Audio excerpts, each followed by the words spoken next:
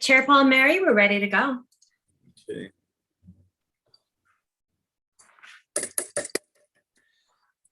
I'd like to call to order the January 11th meeting of the Human Services Commission of the City of West Hollywood. In an effort to protect public health and prevent the spread of COVID-19 coronavirus, AB 361 has authorized public meetings to take place via teleconference because state and local officials are recommending measures to promote social distancing. If special assistance to participate in this meeting is required, example, an American Sign Language interpreter for people who are deaf or hard of hearing, you must call or submit your requests in writing to the Office of the Social Services at 323-848-6510 at least 48 hours prior to the meeting. The city TTY line is 323-848-6496. We can start with the Pledge of Allegiance. Would Commissioner Byers lead us in that? Sure. Please place your hand over your heart and begin. I pledge allegiance to the flag of the United States of America and to the republic for which it stands, one nation, indivisible, with liberty and justice for all. Thank you very much. Jenny, can we get a roll call, please? Yes. Commissioner Byers? Present. Commissioner Darvish? Present. Commissioner Davis? Here. Commissioner Freiberg? Here. Vice Chair Meltzer? Here. Chair Paul Mary? Here. We have a Thank quorum. you. Thank you. We'll move on to the approval of the agenda. The Human Services Commission is requested to approve the meeting agenda for January 11th, 2022. So moved. Second.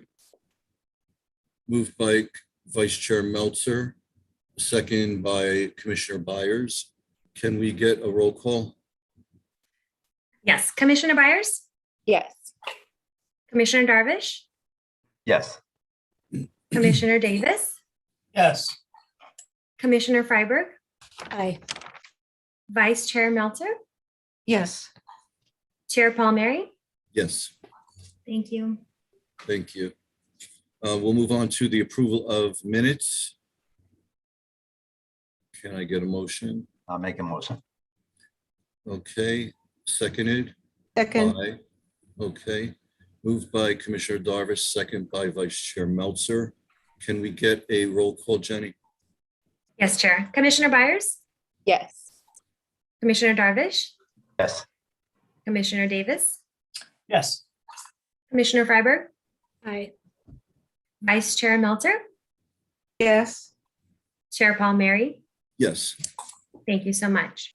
Okay, we're up to public comment. Jenny, do we have any public comment? Not at this time, Chair. Thank you. You're welcome. Consent calendar, agency developed funding awards, 2A. Do we need to, just for clarification, do we need to have a roll call on the consent calendar? You approved it along with the full agenda. Okay, If someone in the future wants to pull it, they need to do it when you call for the approval of the agenda. perfect. Thank you. 3, unfinished business, report on 2021 contract savings and unspent funds. I believe David will be giving us a report on this. I will. Good evening, commissioners. I'm David Junio. I'm the manager of the City Social Services Division. It's nice to be here with you this evening. We bring this item to the commission each year. I'll have to say that ultimately, we would not want to bring this item to you because truly our goal is for all of the agencies to spend out all of the funding appropriately and we get nothing back.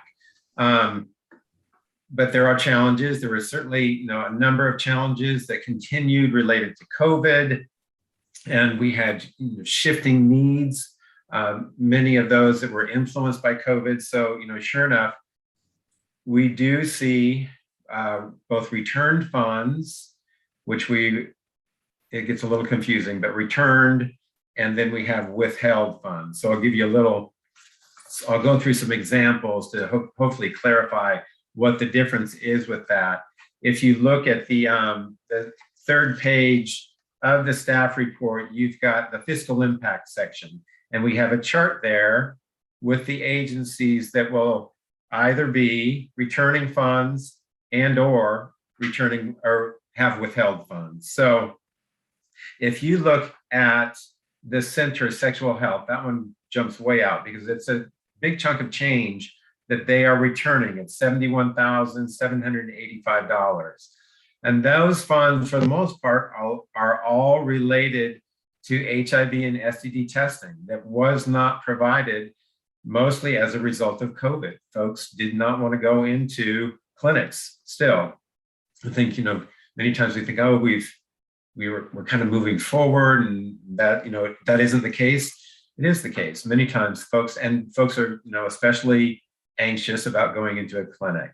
So there was, if you think back to that program report, you saw that the testing, both HIV and STDs, were really at about 50% at the end of the year. Those are large parts of this contract with the Center with Sexual Health. So they are returning funds that were not spent on testing kits. And then there are personnel funds in that too, where personnel was not needed to be provided to do testing. So that gives you a sense of, we paid that money out, and yet when program administrators reviewed the program report at the end of the year and then the cost report at the end of the year, they saw that there were significant unspent funds, and it tied out with that lack of service. So this isn't, being critical of the center. This is a challenge, a big challenge with all of our medical providers in particular, continued to see fewer people coming in. So those are return funds. They were paid that, they agreed, that wasn't spent, they're returning it. And for the most part, all of the amounts in that column, we have invoiced, we've sent it out to the agencies, and they've returned it. I think we've received, and Leslie, you can confirm, I think we've received all but one or two of the invoiced amounts. Then the withheld funds, that's exactly as it says. We never paid them for whatever reason. And one, I think, kind of clear example of this is that NCJW, if you look at that, it's for $25,000 that we never paid them. And that was for their regular rental assistance program that was not related to emergency rental assistance. It wasn't related to COVID. Now we all know, and I'll give a report at the end of the meeting, that they provided, well, you'll see $1.3 million in COVID related rental assistance. So it wasn't like they were sitting around, twiddling their fingers. They served more people than ever this year, but they did not really even need the regular rental assistance, except for, I think, for like 2 community members. Everybody else qualified for the COVID. And the COVID, as you recall, your fiscal impact, you need to be impacted in some way by the COVID pandemic. So maybe you lost your job, maybe your hours were reduced, but they found that all but 2 qualified for the emergency funding, so they didn't spend out the regular rental assistance. And we knew that. Leslie kept in very close contact with NCJW all along. So we saw that that wasn't being spent out. So instead of paying them and then invoicing it for back, we just said, okay, we're going to amend the contract, reduce it by $25,000, and then change that scope. So that's how that worked out. Those funds were never paid, thus the withheld funds amount.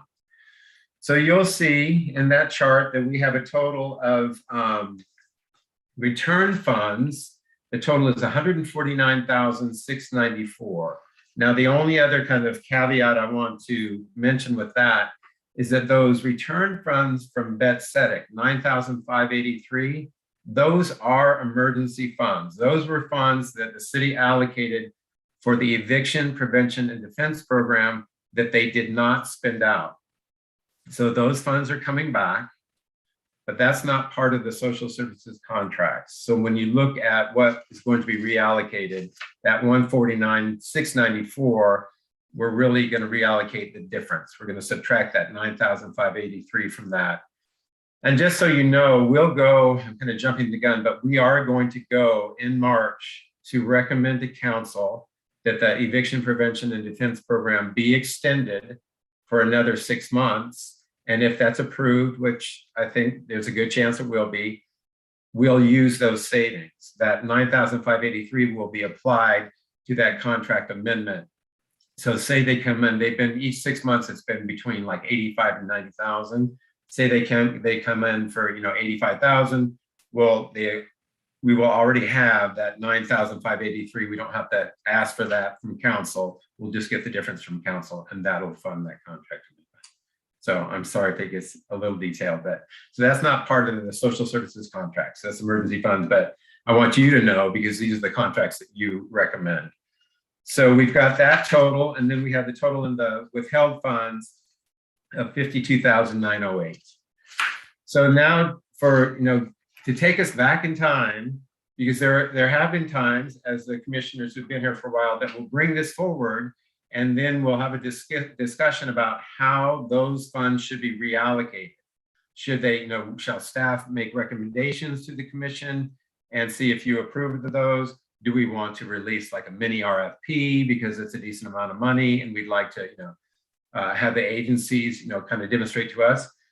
But in this case, when we first went to council with recommendations for contracts for this cycle, the first year, 2019-20, council asked us in the middle of the process, they said, okay, so David and the Human Services, what is needed to address kind of the intensification of social services needs that we're experiencing? And when they talked about that, they talked about more street-based services for our unhoused community members, talked about more services to address mental health, to address substance abuse treatment. So they just came and said, tell us what do you think? What else can we bring on? What's the price tag?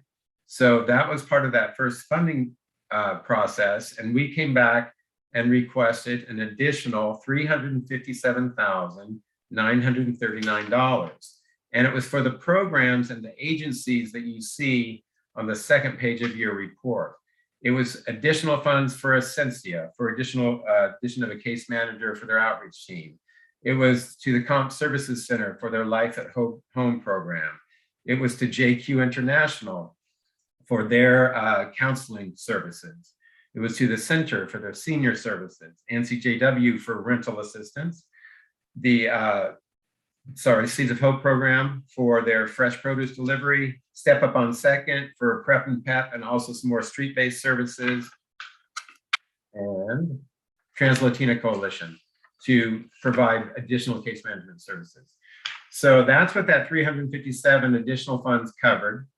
Obviously, some of those did not work out. We no longer have that contract with JQ. The Step Up contract was slightly reduced. They're no longer offering that PEP and PrEP program. Comm services have been reduced. They're no longer offering the Life at Home program.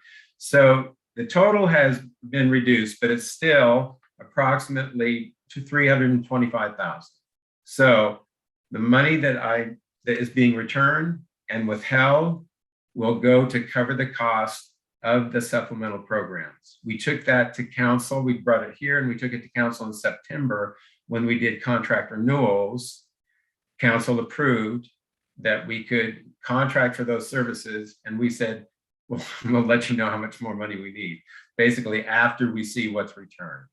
So this is what's being returned, the amount that I just mentioned. It's approximately just under 200,000. And then the difference, we are going to go to council in March and ask for additional unallocated reserves to cover those supplemental programs. So, in a way, it makes it a little bit more streamlined, but I guess just know that this was an unusual cycle, and it was unusual that, we went back each year to request that funding. But as you know, that, things did change. As soon as we brought the contracts on, we had COVID. The city has expended, a generous amount of money on emergency services, and the city understands that, these are supplemental programs that are needed, but they wanted to see, okay, well, if you have anything to cover it, David, let's see what that is, and then you can go to council and make up the difference. So that's where we are. That's what this report is bringing to you, and I'm open for any questions you might have. Great. Folks, the way that I would like to do this is I will call on you, and if you have a question, please ask David or a comment. But just to keep it moving expeditiously, I'd like to just go around. So I'd like to begin with Commissioner Byers. Any questions? Great. Commissioner Darvish, No questions. Sounds. Commissioner Davis. Well, this is pretty easy, David. Commissioner Freiberg, Vice Chair Meltzer. No, thank you, David. Absolutely. Well, I have 10 questions. No, I don't. Right. I don't have any questions, but I thank you so much for explaining all the different facets of it. And I think you were very, very concise on it. Thanks so much. I'll let you know when it goes to council. If if the commission would like to, you might want to send a representative, approving council's recommendation to fully fund the supplemental programs. And we can also go as members of the public, correct? Individually. Correct. Okay. Thanks so much. Mhm. 3B, Transgender Economic Empowerment Project Report. The Human Services Commission will receive a status report on the Los Angeles LGBT Center's Transgender Economic Empowerment Project, also known as TEEP. I believe that Katie will start us off with this, and then we will hear from Luna and Roger. Is that correct? That is right. Hi, good evening, Human Services Commissioners. My name is Katie Egan, and I am the Program Administrator for the Teep Program. Teep has been contracting with the city for almost 15 years now, and they provide some crucial services to our transgender community members. As you will see in the staff report, they have faced some significant challenges over the last year or so. We have made the decision to place them on probationary status as of November of 2021. And since then, I have been meeting with TEEP staff on a biweekly basis to strategize on ways to strengthen outreach and service provision. So what we are going to do tonight is we are joined by Roger Coggin, and then also by Eden and Luna, who are from the TEEP program. Roger is the Director of Legal Services at the LGBT Center, and Luna is the manager of TEEP. And so they are going to present more information about where we're at and where they're planning on going in the next year. So I will turn it over to Luna, I believe. Good evening, commissioners. It's so good to be here. And we also have a presentation. If I can share my screen, I should be able to launch that. I think you're good to go, Luna. Perfect.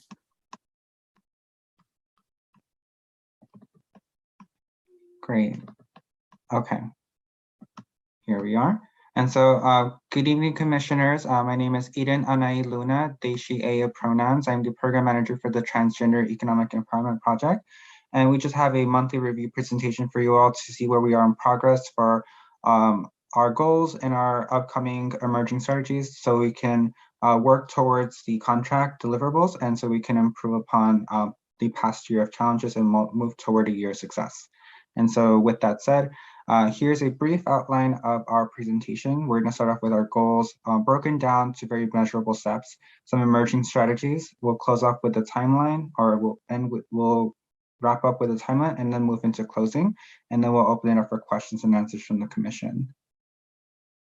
And so very briefly, if we break down our goals per quarter into smaller measurable steps, this roughly looks about 10 contact or engagements in a month, or about 3 per week, roughly about 6 intakes or assessments in a month, and about 2 per week. And as far as case management, about 6 a month and 2 per week. And lastly, legal clinics, about 1 per quarter, with either a clinic or a resulting consultation from the clinic. And these are, of course, counting our work with the city. So folks who are affiliated with the city, whether they work, live, whether they go to school, whether they're homeless, experiencing houselessness, engaging underground economies, or otherwise affiliated with the city. This is in addition to our work that we are also offering to the rest of the county. But our focus for this year is especially within our work within the city of West Hollywood. And so from these steps, we've been developing some emerging strategies to be able to work towards these goals. And this essentially is what our current model looks like. And so now as we're moving forward, based on the feedback we received in past meetings with partner agencies and based on our feedback and our ongoing meetings with our grant monitor, Katie Egan, we'll be making some adjustments this coming year in 2022. And so first and foremost, with outreach, based on feedback, we will be replacing our Tuesday and Thursday afternoon outreach with late night outreach on the weekends. Up until this year in 2021, for the entirety of the program, we were out there during peak pandemic hours, during peak moments where cases were spiking with limited knowledge. And even then, we were out at Plummer Park on Tuesday and Thursday afternoons from 2 to 4 p.m. But what we've been finding is that there aren't the same number of people who are transgender and experiencing homelessness or houselessness in Plummer Park or at the West Hollywood Gateway or in the West Side near the nightlife centers or the Ralph's Pavilions, many of the frequent spots that we would normally target during the day.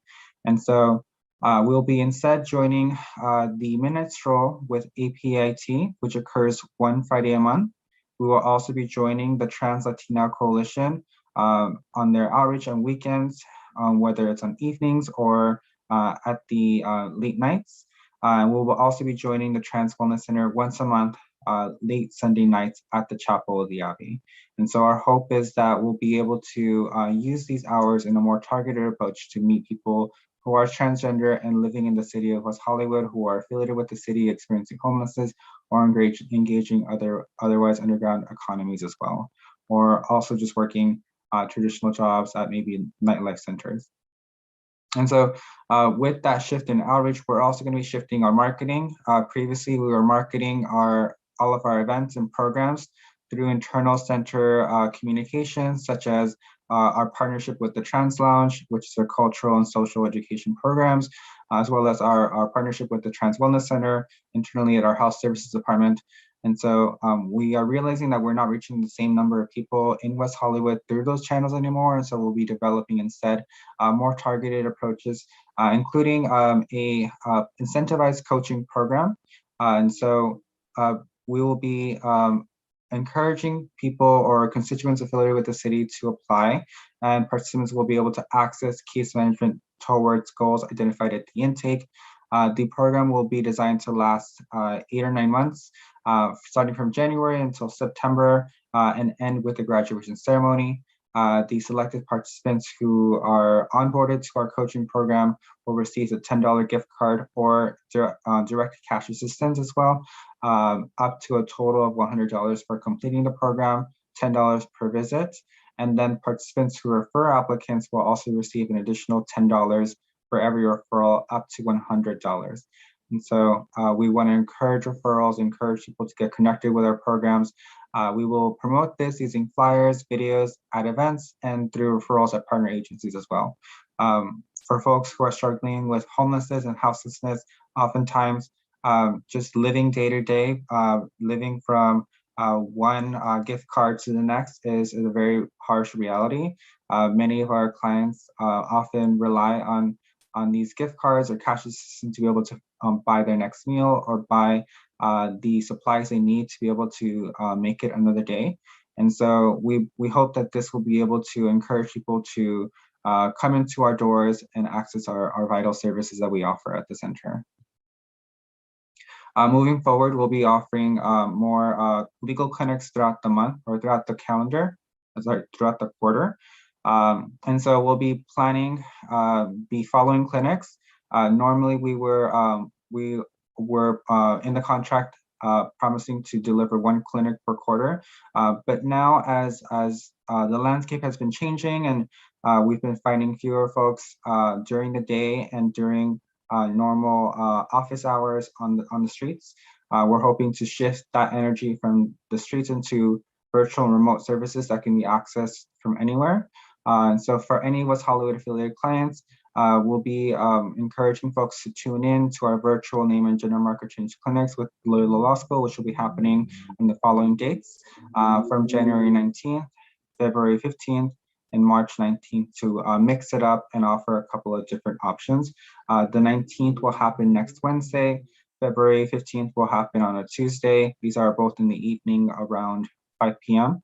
And the March 19th date will take place on a Saturday morning at 11. So folks have an opportunity to check different dates and times if for some reason they're working at a particular hour or date. We were also planning in-person record clearing clinics or expungement clinics for folks who are pre-trial or post-trial to be able to offer some relief for our houselessness or our folks who are experiencing houselessness or are engaging underground economies or have a record and wish to clear that record to enter into the workforce or enter into an opportunity for housing or any other resource. And these services are provided in partnership with our partnership of the LA County Public Defender's Office. At this moment, we had to postpone our January clinic date due to the current numbers with the Omicron outbreak. However, we are planning to resume again in February on a monthly basis at sites like Plummer Park and at the Village at Edgar Plaza to be able to offer a variety of locations where folks may feel most comfortable to access these services. These services are held in person, and all we require is that a person has their ID and their docket, and that the conviction or charge happen in LA County. We will unfortunately not be able to provide direct service for folks living outside or who had a conviction outside of LA County, but we will be able to provide a referral so they can access the services elsewhere. And moving on, we also have our monthly Know Your Rights presentations and clinics held in partnership with our sister programs at the Legal Services Department, such as the Anti-Violence Project for folks who are survivors of crime or victims of some kind of victimization, crime, violence, intimate partner violence, domestic violence or assault. Our tenants' rights presentation held in partnership with our homeless youth project, and our immigration services with the Immigration Law Project, which will be a combination of both virtually and in person as well. Some of these in-person clinics will happen either at the Trans Wellness Center or our site at the Village. And so these will be happening throughout the month as well, in addition to the ongoing clinics that we'll be hosting. Moving on, we also have an opportunity for a partnership with the staff at Trans Can Work. We'll potentially setting up weekly or monthly office hours at a site close to Plummer Park in West Hollywood, known as the Connie Norman Center. We're discussing bringing Pride Pantry services to the Connie Norman Center and providing pantry foods and hot meals to our mutual clients so that people will be able to access wraparound services, including the services held at Trans Can Work, at AHF Flex, and as well as the folks who are renting and occupying space at the center on a time-by-time basis. And so with all those strategies in mind, here's how we'll be rolling them out over the next few months. First, in Q1, we have been taking meetings to be able to pivot these services and respond to feedback, to take recommendations and to adopt them into our program. In Q2, we'll be launching these programs as well as the incentives and clinics. We'll be promoting people to enroll into our coaching program and start interviewing candidates in Q2. In Q3, we'll be working towards the goals and monitoring progress. We'll continue to provide live updates to the Social Services staff and Human Services Commission on a monthly basis as we continue to wrap up the end of fiscal year 3. And at the end of Q4, at the end of the contract, we'll be hosting a graduation ceremony, hopefully in person, once everything starts to slow down a little bit with the cases, but if not, we can also do it virtually to help celebrate our most successful applicants this year and reward them with a ceremony for their progress. And so that is the timeline broken down over the course of the next few quarters. And in summary, we've been identifying new channels. We will continue to shift our outreach and engagements to respond and reach new groups. We're adjusting continuously as we respond to feedback, and we rely heavily on the feedback from our constituents, our folks who are seeing people experiencing homelessness firsthand. And so if the commission or anyone else watching this has any other feedback for us so we can be able to meet people where they're at, please let us know. I'll provide my contact at the end. And moving forward, we'll be investing in our community. We'll be rewarding the progress of our clients with incentives, expanding our network as we launch new partnerships and expand our reach into the community. We're aiming for success to continue to welcome referrals from committed participants. And lastly, we'll be celebrating our successes and we'll be honoring the progress of our clients at the end of our ceremony. And so in conclusion, thank you for your commitment and support. We look forward to working together. Here is my contact. Feel free to email me or contact me over the next few months, or if you have any questions about our services. And if you have any clients as well that you'd like to refer. And so that concludes my presentation. I'll stop sharing now. We will open up for any questions or comments from the commission.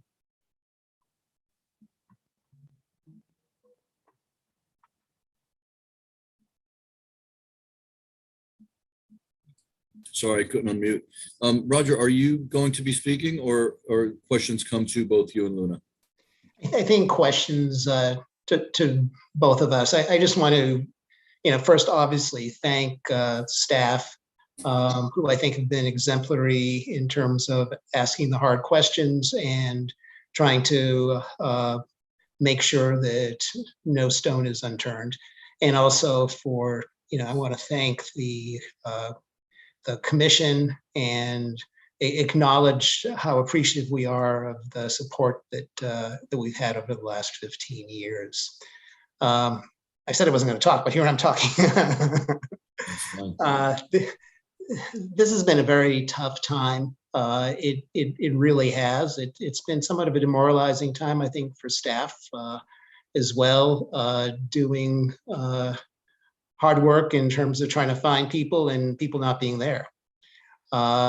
And I just want to be clear that we are going to make sure that there is really a need and leave no stone unturned. But there's a possibility that the homeless clients that we have been helping in the past and that were readily accessible to us are just no longer going to be accessible. I think that one of the biggest changes in terms of our strategy is the incentive program, something that I've never liked, to be really honest, in the past. But I think it's necessary, particularly in that we're going to try to reach clients later in the evening. And it's just essential that that contact continue after that initial meeting. And I think incentives are unfortunately the way to go. And without them, I'm not sure how sustainable the initial contact is going to be. With that said, I also want to really say how proud I am being part of this West Hollywood endeavor, and thank David and the staff and the City Council for having the vision of funding not just the center, but also programs that are trans run and trans focused. And I think that's very important. And I think that landscape has been a real positive game changer. So with that, any questions? Great. Thanks so much. I will call on the commissioners for questions, please. Commissioner Freiberg? No? Commissioner Davis? This is working out perfect, David. Commissioner Darvish? If I can interrupt just really quick, 1 second, Jimmy, I'm sorry. Sure. I will say it's nice to see Ryan. Sure.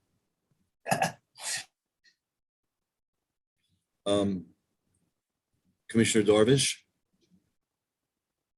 Sorry, I had to unmute. I just want to thank Eden and Roger for a great presentation. I wasn't aware that our city provided immigration or legal sort of consulting to people that needed it under the legal clinic. That's a great service that I'm sure a few of our residents or new residents that join us could use. I was kind of wondered about that as an immigrant myself. But I had a question for Eden. He mentioned that the outreach would be changing from the 2 days in the afternoons to late nights. Is that, I'm sure that's the reason for that is just they're more available or the population can be reached. I didn't understand why it was changed or changing. Thank you, Commissioner Darvish, for the feedback. So in relation to the outreach changes, it's not around availability. We have been available. Our normal operating hours are from like 9 in the morning to 6 p.m. usually. And we would carve out time of the week, Tuesdays and Thursdays from 2 p.m. to 4 p.m. And that just worked within our office hours typically. But we've been fairly consistent throughout the course of the pandemic in allocating that time for people experiencing homelessness at common sites like Plummer Park or the Gateway or West Hollywood Park. But we just have not been encountering transgender constituents who are experiencing homelessness or experiencing some sort of vulnerability in the city of West Hollywood at those hours. We after we convened with partner agencies and city staff, we got the feedback that they're not out there at these hours. They're instead out there on the weekends, in late nights or evenings. And so based on that feedback, we're changing our hours to be able to meet people where they're at in the city. If I had a way to be able to design it so it fits into my 40-hour work week during the regular Monday through Friday, I would love to have that, but we're going to be adjusting our schedule to be able to, so I can make time to be out there Friday nights, Saturday nights, Sunday nights, or whenever people are out there, so we can meet them and provide these critical services and hopefully bring them back into our office so they're able to access our services during normal operating hours as well. So that's the reason for the change for outreach. To speak to the immigration services, I encourage the commission to check out our website for the LA LGBT Center's Legal Services Department. There you'll find a robust a website full of services that we normally do not speak about, but they're all available to people across the county, regardless of affiliation with the city. But we definitely want to bring these services to constituents within the city, especially folks who are the most marginalized, people who are transgender and living with no other options. And so for folks anyone, you don't have to be trans or you don't have to be in the city, but if anyone listening to this is interested in getting connected with our legal clinics, our immigration services, our advocacy for homeless legal aid, and our victim services for folks who are survivors of crime, survivors of a sexual assault, domestic violence, intimate partner violence, or any other form of victimization, you can find more information on our website and get connected with our services. Great, thank you very much. I'm sorry, could I very briefly add to that? We have a staff of 16, including 7 attorneys. We have additional contracts with 3 other contract attorneys, and a large number are trans and non-binary. So we serve the community, and we're part of the community that we're serving. Thank you. Commissioner Byers? I just, thanks for the presentation. It's really great to hear about the creative solutions that you've found, and just wanted to speak to the incentive program. It's interesting to hear, Roger, that it's not something that you've typically gone to in the past, which makes me even more excited to see how it ends up working out as a test for you. I'm glad you made that comment, in fact. I think it feels like a really great way to connect with people. I always think about different entry points and just appreciate that creativity, and just wanted to speak to that. So thank you. And thanks for the whole presentation. I didn't see a copy of the presentation included in our agenda packet and wonder if one will be sent out afterwards. We can share it with the commission afterwards. Thanks so much. Yeah, no problem. Thank you. Vice Chair Meltzer? Yes, hi, Luna, thank you. It was good to see you, and it's a wonderful presentation.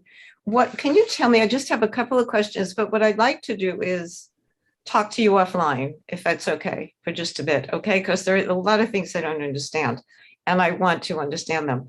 What is virtual name and gender marker change? Yes, great question, Vice Chair Meltzer. I'm happy to set up a time with you or any of the commissioners offline or after this presentation to be able to discuss strategies together or services.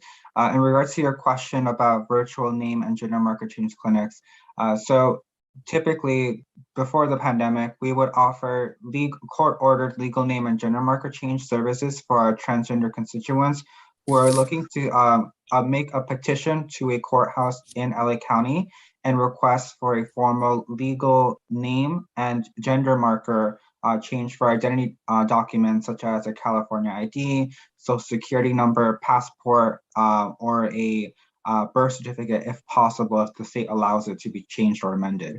And so these services were typically held in person, and we would walk through the client's petition, preparing the petition for them, providing them the next steps so they can file on their own with our guidance, of course, but self-represented, file pro se in the court, and then receive the court order if granted, and use the next steps to be able to update their identity documents.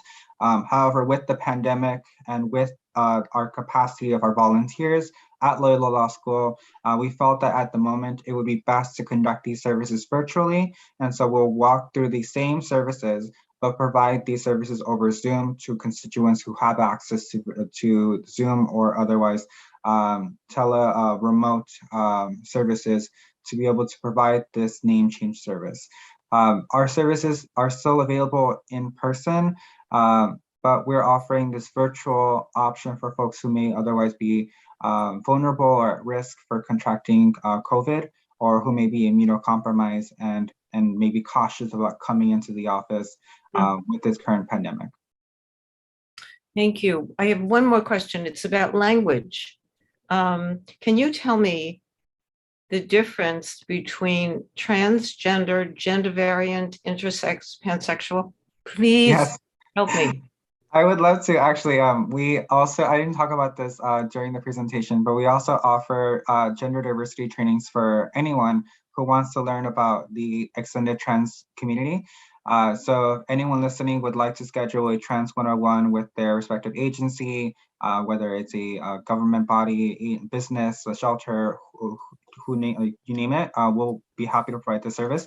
To respond to your question, Vice Chair Meltzer, the differences are somewhat nuanced, and you'll have, like, everyone will respond to them very, very differently and give a definition that's very personal for themselves. But the way I see it, transgender is an umbrella term used to describe individuals on a spectrum of gender identities and expression, but the unifying root is someone who does not agree with the sex assigned at birth. And so, for example, I was assigned male at birth, but I don't necessarily align with the male or the identity of a man. I identify as non-binary, and so that disconnect between my assigned sex and my gender identity is how I fit in under the trans umbrella or transgender. You may have also heard of terms like transsexual, which for some people may seem like an outdated term, but transsexual is, I think it's still used today, whereas it's someone who is, it's very specific. It's someone who is has undergone some kind of medical, whether it's surgical or hormonal treatment, to be able to align their body more with their gender identity. And so that's a little bit of the nuances. And so transsexual may not apply as wide an umbrella as transgender. And so that's why trans or transgender is the more active term. Gender variant and also alternatively gender expansive refers to people who may not fall exclusively under transgender, but may allude or may reach for other gender expressions or identities that haven't exactly been as commonly understood or known. For example, some people may identify as bi-gender or demi-girl, demi-boy. There's a whole list of gender identities that are out there, and it's very comprehensive, but gender expansive and gender variant aim to hold another umbrella for identities that people may not be as familiar with. And so these are in some ways little buckets where people can see where they fit in best. And so the terms may change person to person, but essentially that's the core message is in which community do you align or do you fall into, and where do you see yourself seen, represented, heard, and most importantly, cared for. Thank you. Thank you. We'll talk, Luna. We'll talk. Thank you. Thanks, Vice Chair Meltzer. That was, I was going to ask that also. So Roger and Luna, it's always a pleasure to see you. I do have one question, well, actually maybe two. Luna, 2 times today you said underground economy. Is this replacing street economy? I think these are relatively interchangeable. I think street-based economies and underground economies, I use them interchangeably. There might be a preference or nuance among some people. I think these are alluding to essentially non-traditional work that occurs or that is the commerce is happening between folks who are experiencing homelessness or folks who are houseless, that may not be in traditional workspaces such as an office or a business. And so, yes. So neither is offensive. Neither is offensive, and they're interchangeable. That brings up a good question. I'm not sure if I have the best knowledge to be able to answer that as far as offensive. I can speak for everyone. I can speak for the work that we're doing and myself, that I think these are okay and they're kosher. But who knows, maybe someone might find them offensive, and there may be a better term that I'm not aware of. And so if anyone else knows a better term, please let me know. Great. Thanks so much. Roger, just to allude also to incentivized programs, I've seen them work very successfully. So I'm crossing my fingers and wishing the best for all of these. Yes, I see, Luna. Wishing the best for all of these changes, and looking forward to our future with you. Thanks so much. And no one else, I'm assuming, and we can move on. Thank you again. Thank you, everyone. Have a good Thank night. you all.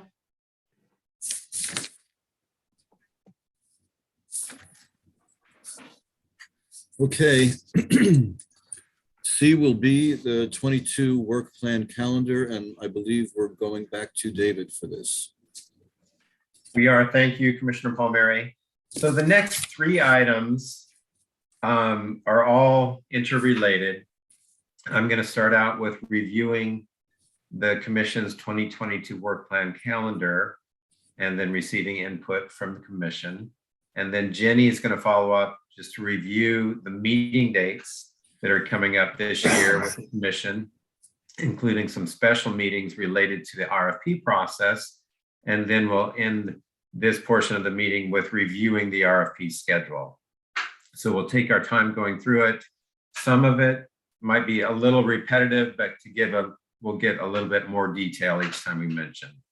So the work plan calendar, as you know, was presented initially to the Commission last month. And so took input from the Commission, reviewed the RFP schedule, and filled out your calendar to the place where it's beginning to be finalized. But don't, you see on the item that you'll review and finalize the work plan. It's really, truly, it's a living document, and we can change it. The city clerk requests that we turn into, for each of the boards and commission, a work plan, and this is the document that I turn in. So once we go through tonight, and if you have some input that you would like added, I'm happy to do that. And then I will make that revision and send it into the city clerk and let her know that also if changes may be made as the year rolls out.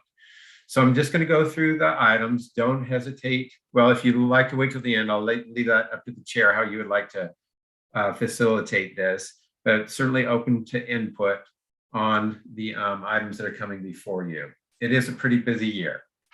So in January, here we are, and I think we have stuck right to this schedule.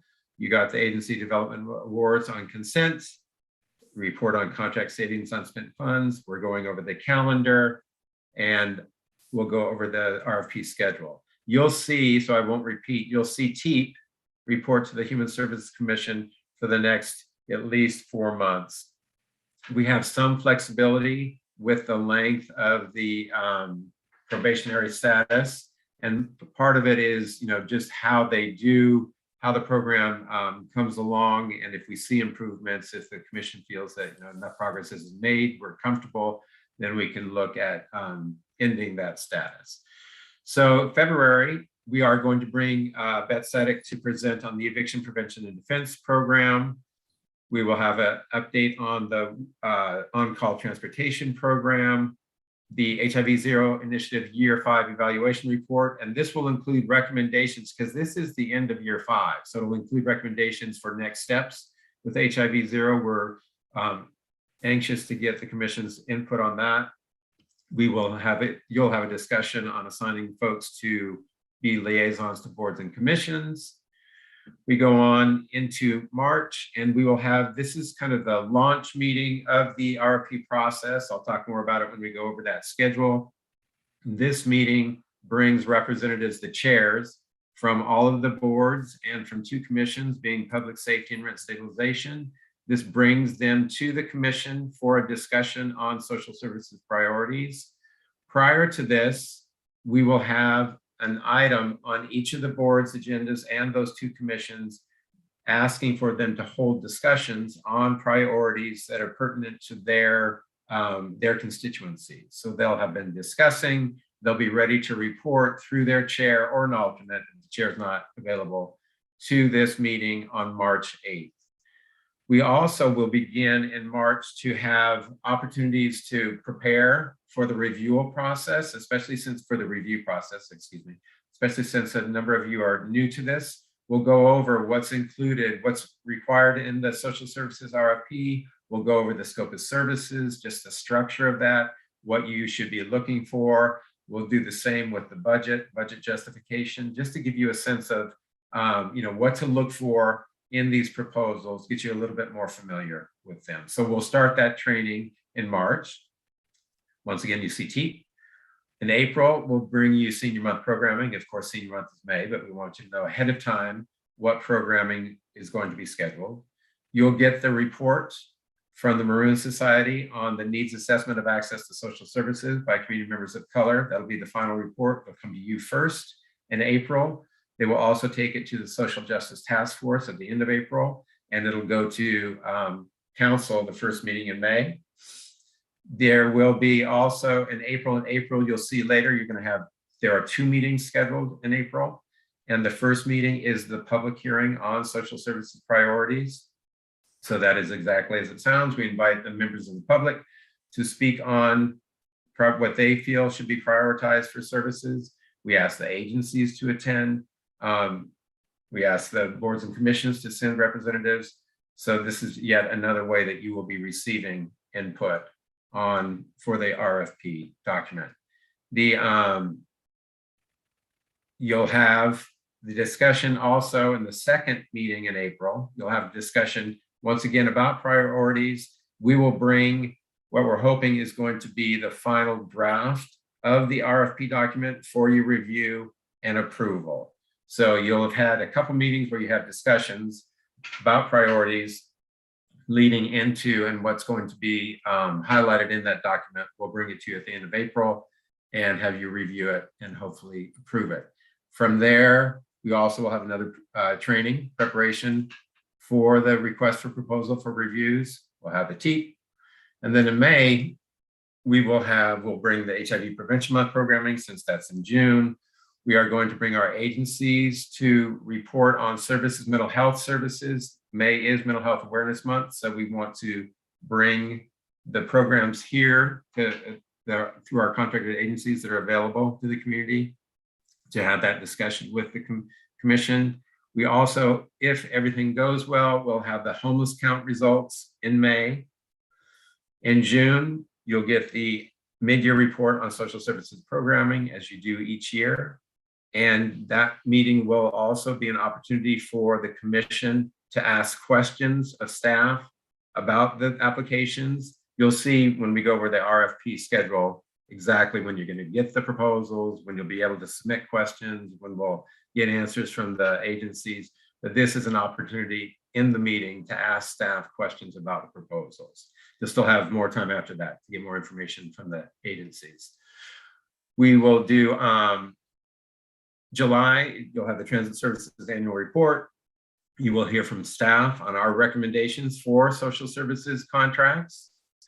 And then at the last meeting, there are 3 meetings in July. The last meeting in July, the commission will have received staff's recommendations. You'll have a chance to review them. And if there are any proposed revisions, amendments, any changes to what staff has presented, that will be the time to present those. And hopefully we will come to an agreement on a unified set of recommendations to go to council. So that's the last meeting in July. You'll get the dates when we go over the RFP schedule. So 3 meetings in July, that's your busiest month as far as the funding process.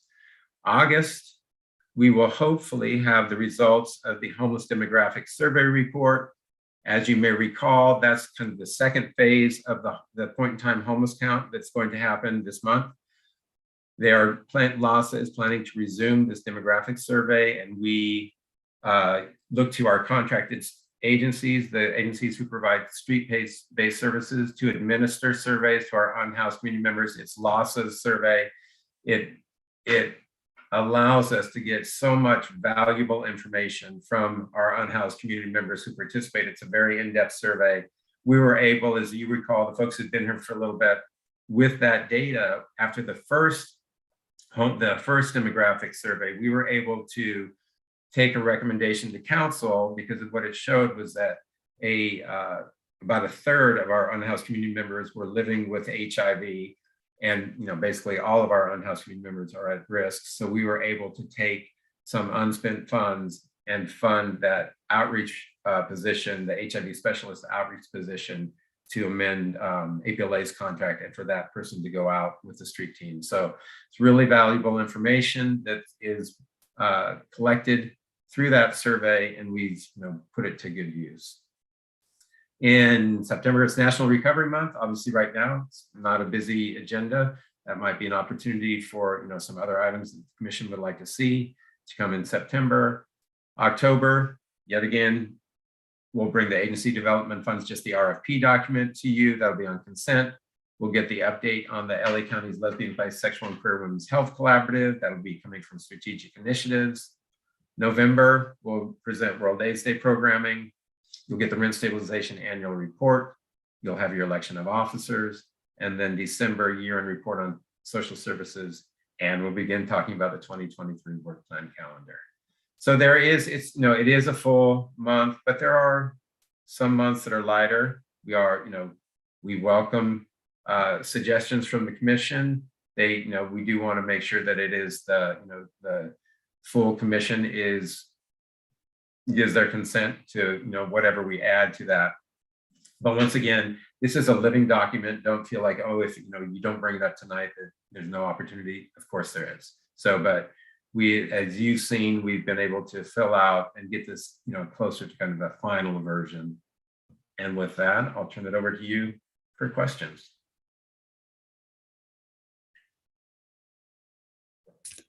Thanks, David. So I will go around and ask each commissioner if they have any questions or comments to the presentation David just gave us. I'll start with Commissioner Byers. Anything? I don't think so. I'm going to reserve the right to be in touch with you, though, as I still wrap my head around this extensive process, and really appreciate how much you shared about the training that's sort of built into the calendar and how much you're anticipating the newness of all this. But that's all. Thank you. Thank you. Commissioner Darvish. Great job, David and the team in putting this together. It looks really comprehensive. I just had a question about April.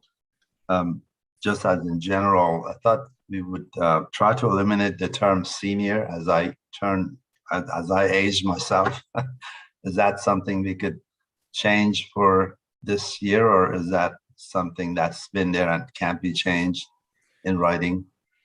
It's been there for quite some time. I would, we look to the Senior Advisory Board. We still refer to that advisory board as the Senior Advisory Board. If this is something that the commission would like to bring to their attention and say that, you know, would the city consider this, then the Senior Advisory Board would take that recommendation to council.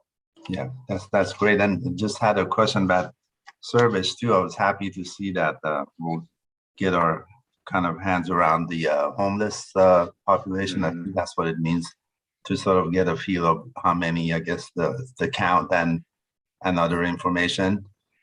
Since we have seen a surge, not sure if related to pandemic or just, you know, as we offer more services, which is great to homeless. They come to us, and I know the city of LA has a lot of challenges, so maybe someone that the population come from the city of LA. But are we planning on doing this survey for older adults, or just in general to residents that to identify what we did the best during the pandemic, and then what can we learn from that? Is that on the calendar? I didn't see that. So this demographic survey, as I mentioned, is really the second half of LAHSA's point in time homeless count. And I'll give you that information now. I was going to do it under items from staff. We are going to participate in the homeless count this year. It was not held last year due to COVID. LAHSA is going to hold it this year. We're not looking for volunteers as we usually do. It will be staff, and it will be LAHSA staff and city staff and the sheriffs who will be going out. In prior years, I know many of the folks here have participated in that count. We have gathered at the sheriff's station. There's been a presentation about the count, directions on how to count, and then assigning folks into teams. That's all going to be virtual with staff and with sheriffs and with LAHSA. And then we will be meeting in teams of 2 to go out and actually do the count.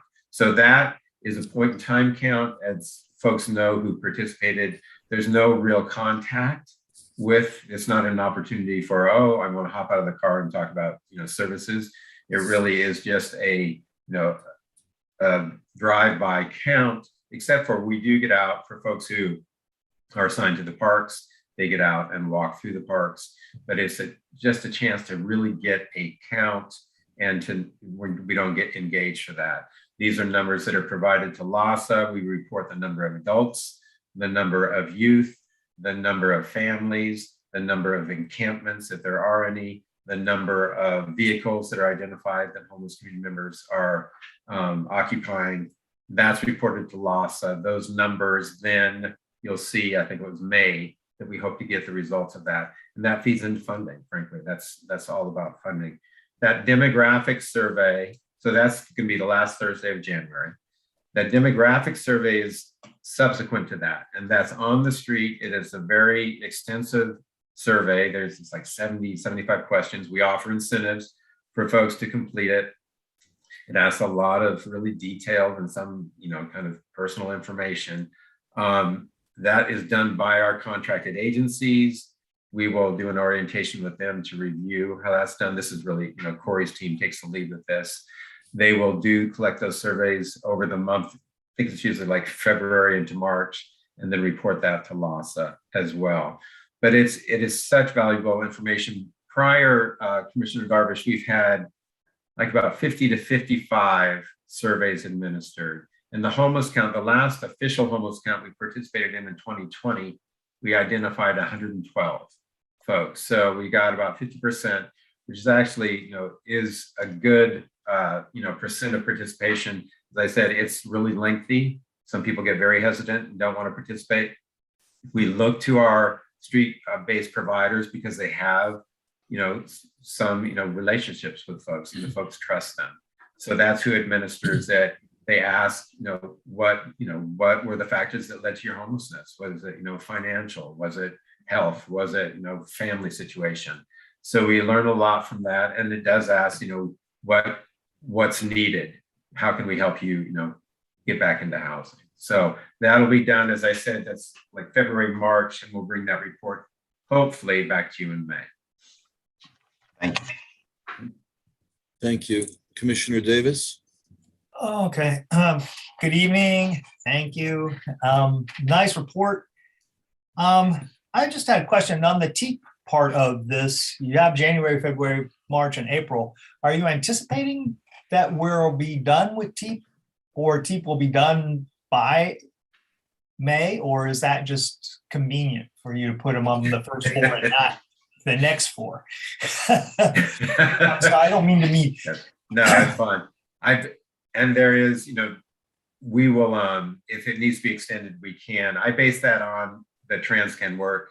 When we had them on probation last year, we had them present 4 times. And at that point, the commission under your leadership felt that they had really come to a place where they had implemented changes, program changes, some staff changes, that you felt comfortable that they, were able and would be able to fulfill, their contract. And so it was a request from the commission that we could end. I think we stopped bringing them in when we took that year-end report in September to council. We didn't ask them to, come present. We put in that report that the commission and staff were comfortable with. With stating that they successfully completed their probationary period, and we recommended them for the 3rd year of funding. So this is I based it on that. This is open-ended then. What you're doing is looking at the past and going, it's a possibility that there may be a 5th or a 6th meeting, which is actually, I think if I remember correctly, we're allowed up to 6 meetings. Yeah, I think the kind of the traditional length was 6 months. 6 months. All right. Yeah. And then real quick, I don't know exactly why, but some of your months are really heavy and some of your months are really kind of a little bit lighter. And I just wanted to point out that February is just, it looks very heavy, and it's not the only month. April is not as heavy, even though it has more words in it, simply because the reports are not necessarily going to take that much time. But Betzetic and transportation and HIV 0 are all 3 rather large reports, especially if this is the final time for the HIV 0. So I'm not certain what you might be able to do about moving, is if one of those could be moved into the month of March without much difficulty, or if you just want to go ahead and hope we can get through it. But it just seems to me to be a lot. We're certainly open to moving some of the items. March, don't let March fool you though, because that's the conversation. Yeah, I do see something there too. With the chairs of the commissions and boards, and that could eat up a lot of that. Yeah, you're probably better just to fight it, I guess, and do it. The other question I had was that I received from Jenny, thank you, Jenny, for doing that, the bylaws and all the stuff that came out of the council meeting. And one of the bylaws specifically states that the chairs are to be elected in July. And I looked through that for an exemption or an exception, because we've always done ours in November, and I see it is on November's work plan. But I was wondering if we're still allowed to do this in November. I mean, it seems, and this is the biggest problem I've always had with doing it in July, is because that July meeting, we're going to be electing a chair right in the middle of our funding process. So it doesn't really help us. So I was wondering what was up with that. And I'll let the city clerk weigh in. Well, I didn't know I had a city clerk person. How exciting. Hello, everyone. Thank you for allowing me to be here this evening. It's so nice to see all of you. Yes, Stephen, you're correct. The Human Services Commission has always done the rotation in October or November. It's never been specifically stated in the bylaws for the commission, but I appreciate you bringing it to my attention because I think it's simple. I'll take the Human Services Commission bylaws to the council and we'll change it from July to October so that it aligns with when you actually do it. Yes, because I noticed that you tightened up a couple of other areas in your bylaws. And, you know, like say, when Jimmy was elected chair, I just ran for vice chair. And instead of retiring, we kept flipping it back and forth between us. I noticed you tightened that up, and a couple of other issues that you tightened up. So I would appreciate it, I guess, if we were actually codified somehow that we actually are November. Because it took me a long time to convince people that November made better sense for us than July. I thought it was October. No, we're No, it's November, actually not November. October. We're November. We're in November. It's November? Yeah. Okay, then we'll change it to November. So yeah, that just concerned me because I didn't want to be, I was like, I have a big circle around it. Like, are we in violation or is this going to be No. changed? So, okay. No, I think it's something, if I recall correctly, Elizabeth Savage was the director when this change started. And I think it was because the commission expressed concern with doing the rotation in July. So I think it started probably in 2015. David, correct me if I'm wrong, that the rotation started. I think it actually was earlier. I think it preceded Was it? me. Okay. Yeah. But it was due to the funding cycle. We didn't want the election to happen right in the middle of that. Yeah, that makes total sense. So Okay. yeah, I'll just take them to the February 7th council All right. meeting on as a consent item. Okay, I appreciate that a lot. That kind of, I worry about the little details, dumb things. Thank you, Jimmy. They're not dumb. Oh, Makes sense. Okay, thank you. All done? Okay, Vice Chair Meltzer. Thank you. May I suggest something else for a very crowded schedule, or should I wait till we're in commissioner comments? I would suggest now and then see if the commission would like that to be added, whatever Okay, this. I know it's a little bit odd and it's part of our purview. I would like block by block to give us a presentation of every single thing they can do in our city, because nobody knows. I don't know, but I learned that they do things like look out for people who may be wandering from dementia.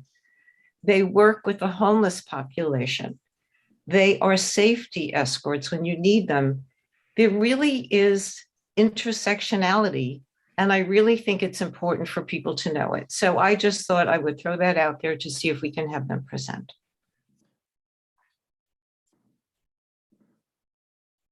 And would the commission like to weigh in? Well, Can we just raise our hands before everybody starts talking at once, Stephen? I'm sorry. Thank Pardon me, Chair Paul Mary. I would agree with Vice Chair Meltzer's request. I was just wondering if she had an idea of which month she wanted to put it into. Whatever month is available, if commissioners would like it. Other question would be, does it need to be done before our funding process is done? No, but Okay. it needs, but I think it's just really, really important for us to know, for everybody to know, actually. I would support the idea and certainly support it in a month after July. So that's my vote. So David, David, for procedure, are we going to make a motion on this? Can we take action on this? You can. I would like to just put in there, it's a contract that sits with public safety. They attend each of the Public Safety Commission's meetings. Shay Gibson, who is the lead for block by block. So there's an opportunity to attend the Public Safety Commission to receive this information. There isn't. They're not going to get up there and list out all the things they do. It just isn't going to happen. So I will find a way to do it for myself and other people. This is terribly important, I think, for people to know everything that they do. They will not do that in public safety meeting. I know that they come under public safety. That's and it's not to say no. Certainly, if this is what the commission would like, I just wanted to mention that. And I would say your September meeting is pretty open. Right now, it's just National Recovery Month. Actually, that's the month I was looking at as well. So, I mean, unless the commission has a different idea. I just want to add one remark or one question. Their scope of service is available on the last RFP, correct? Yes. So everything that they do is included in that scope of service, or have we added additional things for them to take care of during pandemic? And I'm sorry, let me clarify. Their scope was not a part of our recommendations to council in September, but we just did add funding to the block by block contract because now they provide services on the pickup. So they do work with social services, and we just added those duties, Commissioner Palmieri, of what we expect, what we're looking for when they provide services on the pickup line. Didn't know that. All right, so I'm a little bit confused if they are not completely under our purview, but the parts that they are under our purview, we have the information for. Is that what you're saying? From that contract amendment. Yeah. So But I it's think just what an amendment to the entire contract, and their contract, from what I'm hearing, falls under safety, but we can still have them present at this commission. Is that correct? I'm sure we could. I'm sure it wouldn't be a problem. I did just want to mention that they do attend the Public Safety Commission, and they are, under that commission's purview. All right. So I guess if this is actionable, if someone wants to make a motion and or second, and we'll take a vote on it, we can certainly see where the commission stands on this. I just have a comment about that, David. They do report, but they don't report on what I think people need to know. They're there to give, well, this week we did this and this, it's a regular report, but it's not talking about and explaining all of the things that they do in the city, which is a lot. It's absolutely amazing, but that's okay. I'm done. All right, so where are we standing on this? I have a comment to make. I attended. One second, please. Just put your hands up, please. Stephen, did you have your hand up again? Yes, sir. What were you saying? I was just going to make a motion that we have block by block come in and give us an explanation of what it is, the services that Barbara's talking about at our September meeting. Okay, is there a second? And then we'll open it for discussion. Adam, I'm not ignoring you. I didn't hear that. Sorry, I'll second it. Okay, motion by Commissioner Davis, second by Commissioner Freeberg. Commissioner Darvish, did you have some comment? My comment was that I have been attending, I think Commissioner Byers also attends some of the public safety. They do report out. So last night I attended as a backup liaison. There was some discussions about block to block and their sort of role and a lot of details. So my question is what I think you asked, Chair Palmieri, is does this go under their jurisdiction or ours? But I agree with Vice Chair Metzo that we need to know what they do. It will be a great education for all of us. I like to hear that too. I still don't understand all the details of what they do, but if it's okay for us to have them, I would love to have them. Yes. Okay, so why don't we at this point have Jenny take a roll call on this, and we can move on from this. Jenny? Of course, Chair. Commissioner Byers? Yes. Commissioner Darvish? Yes. Commissioner Davis? Yes. You're muted. Commissioner Freiberg? Aye. Vice Chair Meltzer? Yes. Chair Palmieri? Yes. The motion passes. So David, you will arrange with them and hopefully get it in to September. You're muted. Absolutely. I will talk with Shay and then we'll look at September. Thank you. Sounds good. Commissioner Freiberg? I wanted to make sure that, David, when you speak to them, that they're going to be focusing on what Vice Chair Meltzer was asking about. So this way we're not getting this whole big thing that has nothing to do with any of, our concerns under our purview. And so, people with dementia, Alzheimer's and, her other concerns, I think, just to mention, make sure that that's mentioned so they bring it up. David, if possible, can you just give them a time limit where they can put a presentation together like you did with who presented last month, where you gave them a specific time frame? The Syringe Services Program? I believe so. I mean, it's just Oh, so and that it's not an hour. CES. Yeah, just that it's not an hour and a half presentation. I mean, they do an awful lot. And I'm just wondering if they can make it concise as to what Vice Chair Meltzer is looking for. Will do. Thanks. Okay. And then there's me. So I just had one question, and I think this, can you hear me? I just had one or two questions, and I think this has to do with something that we voted on when Stephen was chair. And I'm referring to Teep in this instance, but I don't remember what it was. I think it was trans something during Stephen's tenure. I thought, and I could be very wrong at this, but we thought or came to the conclusion that if we have them every month, it seems that we're punishing them, that it's a punitive act, and we're looking to assist them. So I thought that we were going to do every 2 months rather than all of these consecutive ones, but I could be very wrong. Stephen, maybe you have a clearer recollection of this. I think now that you mention it, I do believe that you're right. That we feel that I think our rationale was that if they come every other month and they also have as much staff assistance as they're getting because they're on probation in the first place, that we don't really need to see them every month.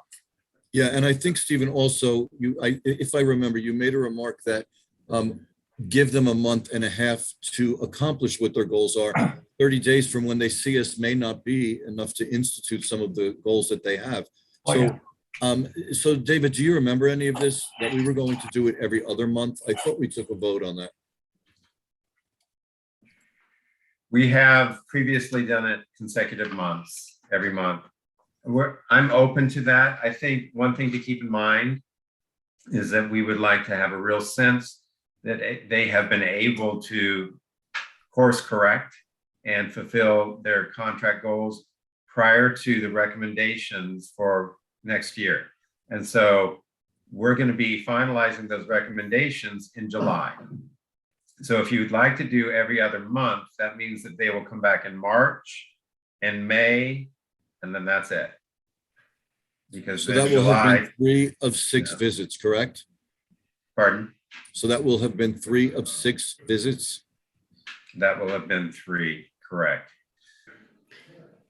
Can I just pipe in, because an alternative to having the program staff attend each meeting would be to have Katie as the monitor of the program do a brief update for the item, and that alleviates the staff having to present, but they still provide her the update, and she provides it to you on their behalf. I think that's a great idea. Do we need to take action on this, David? No, that's fine. I'll revise the work plan, and I will show that you'll have the in-person reports from staff March and in May. And then we'll keep the TEEP item on there for the other months, but it'll be an update from Katie. Sounds great. Thanks, Leslie. Sure. And I think I had one more question. Just give me a second. Oh, David, you said that, excuse me, there was going to be some incentives for taking this survey. Just out of curiosity, what would the incentives be in this instance? Because you're saying that it was a 70 or 80 question survey. They did last time around, they did Subway gift cards.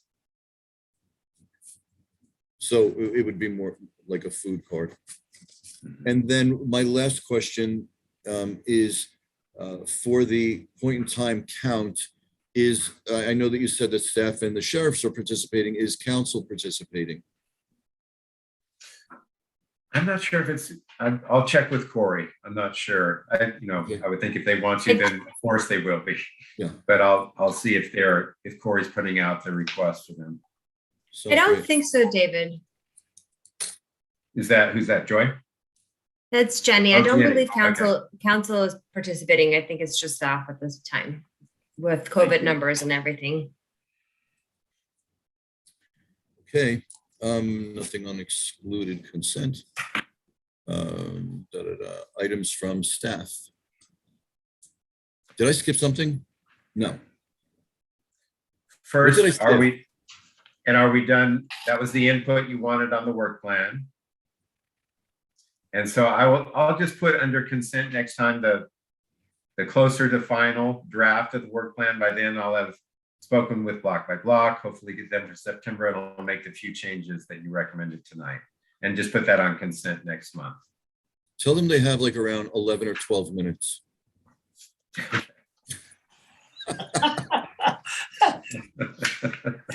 Right. All right, so items from staff. No, I think And now we go to the meeting dates. the from meeting. Jenny. Oh, wait, I thought you had given them during this whole thing. Oh, no. Were you not giving the dates as we were talking? So we're going to go over them again? We are going This to go confused over me them. this afternoon also, if you remember. Yeah. Jenny's going to go over the actual meeting dates. Good evening, commissioners. Nice to see you all. So for the year of 2022, we have your regular scheduled meetings, which will be 12 every second Tuesday. And then I've highlighted 3 special meetings, which will be held on Tuesday, April 26th. Then there's going to be Tuesday, July 19th. And the last special meeting for 2022 will be held on July 26th at 6 p.m. So these are our dates. Let me know if you have any questions or if we can move forward. Thank you.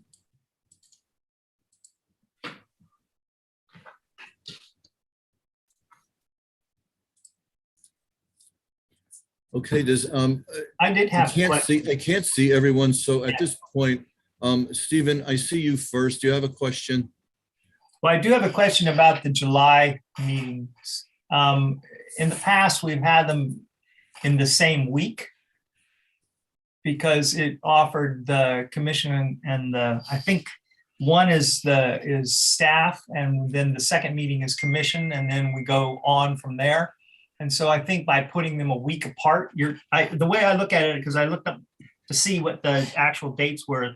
The last time we did it, I believe it was a Tuesday and a Thursday instead of Tuesdays in a row. So I'm not certain if that was changed because it's too much on everyone, or whether that I think is a better idea, because all we do is we adjourn one meeting to the next, and then we're there again a couple days later.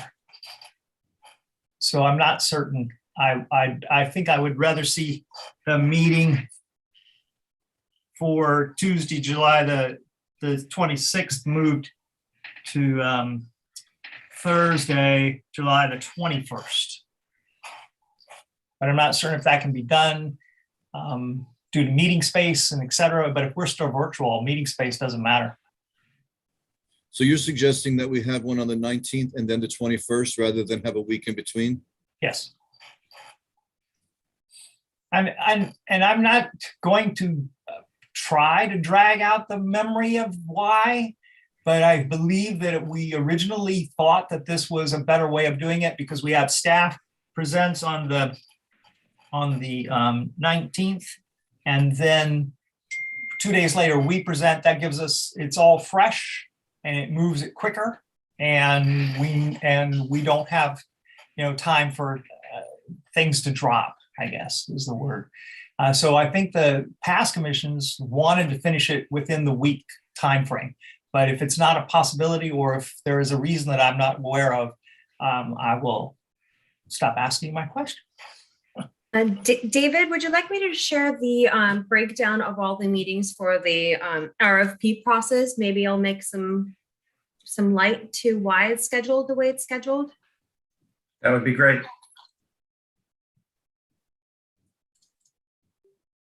So this is your next item, which is 4B that David's going to go over. and it gives you a breakdown of all the 2022 through 2025 social services funding process.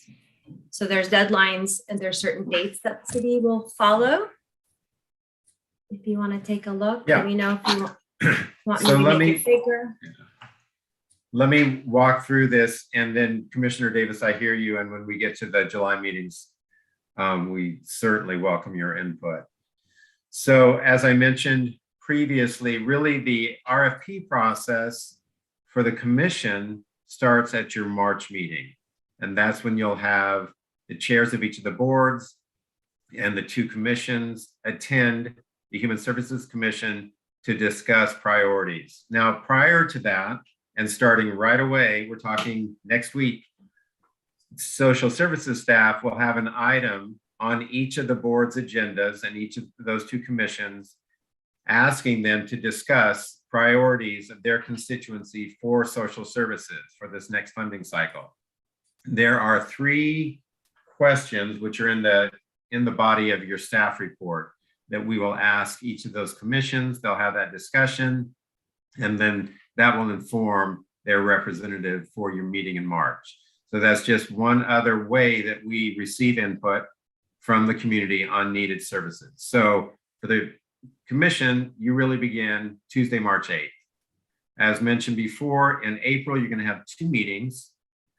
On April 12th, it'll be a public hearing, and all the public will be invited to also provide comment on needed services. You know, it can range on, you know, what services we're working on, what services are needed, what services, you know, that we aren't currently funding, that, you know, folks have suggestions. So we welcome the public, we welcome staff of the agencies, boards and commissioners, whether they're representing their board and or just speaking as a member of the public. So you'll have a public hearing April 12th. We will then have one last discussion on the second meeting, April 26th. We will have hopefully a solid final draft of the RFP document that you'll be able to review prior to that 26th meeting. And from there, we look to the document being approved so we can take it to council on May 2nd. So you see that the next meeting. We then, with council's approval, they will also have the opportunity to discuss priorities. With their approval, we will release the RFP document at a bidders conference on Wednesday, May 4th. We'll make sure that each of you are invited to that bidders conference if you would like to attend. It's obviously going to be virtual this year. So we released the document on Wednesday, May 4th. Your first meeting in May is standard meeting, regular meeting. We went over the items that are going to be on your agenda in May. Separate from that, proposals are due from the agencies by June 1st. It's a Wednesday.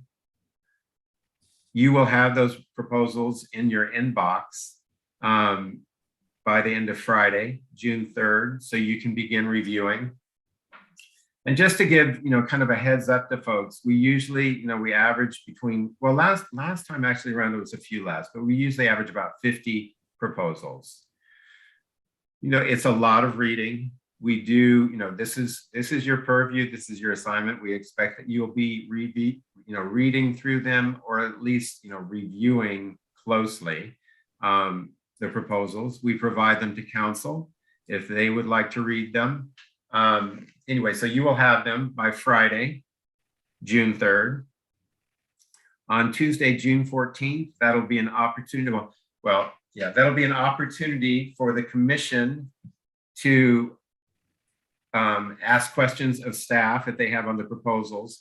And beginning, sorry, I think we're missing one date on here, but after you receive the proposals on June 3rd, we will provide a form for you. If you have questions as you're reviewing the proposals, if you have questions of the applicants, we'll have a form that you can submit to staff.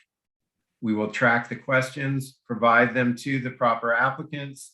And as you'll see, we will ask the applicants to provide answers, you know, as they can. We won't wait till the very end, but you can begin submitting those questions right after June 3rd. We'll submit them to the applicants. And the deadline, the final deadline for you to submit questions is Friday, June 17th. And then the deadline for the applicants to provide responses is Friday, June 24th. So you've basically got from June 3rd through June 17th to submit any questions you have of the applicants. They have another week to respond. But as I said, as we receive the questions from the commission, we're not going to hold on to them and wait till the end. We will be submitting them to the applicants. And as they get those responses, we will be posting those responses online and then getting a document together to report to the commission, because you will get a final document with all of the questions and all of the answers. They're submitted to staff so we can call them. Many times, many of you will have similar questions or the same questions, so we'll make sure we don't do repeats. So you've got that time to submit questions and to receive the responses from the applicants. You will have a meeting the Tuesday, June 14th will be an in-person meeting. You'll have the opportunity to ask staff questions in person for if there are, because part of that form will be, you will designate, I would like this answer from staff, or I would like this answer from the agencies. We'll be able to do it in person at that meeting.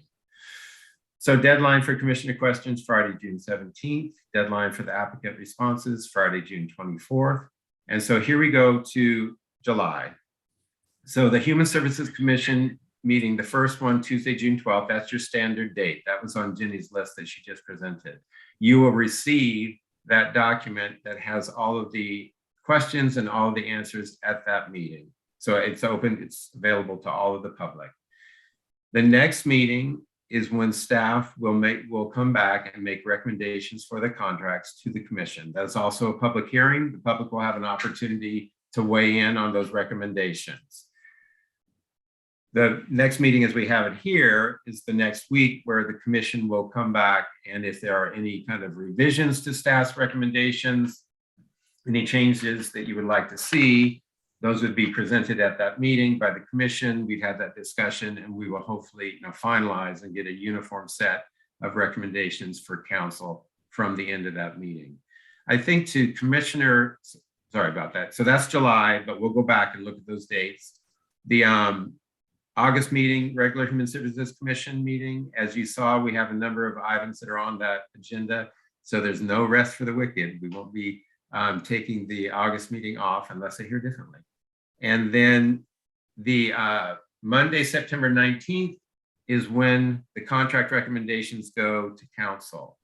So from that meeting on July 26th, when we finalize the recommendations, until the beginning, really the end of August, program staff will be very busy with the applicants getting those contracts signed, everything in order, and submitted to finance for review, which is due August 29th. So staff has from July 26th to August 29th to get all the contracts in place, all the scopes, all the budgets, and get everything signed and into finance.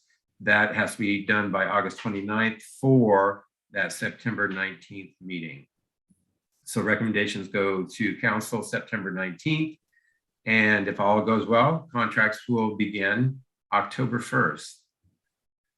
So that's the schedule. The July meetings, the 12th and 19th and the 26th, part of it is after that July 19th meeting, preparing the agenda for the July 26th meeting. So we, as you all know, we have to have the agenda posted 72 hours before the meeting, and then we have to have the packet posted.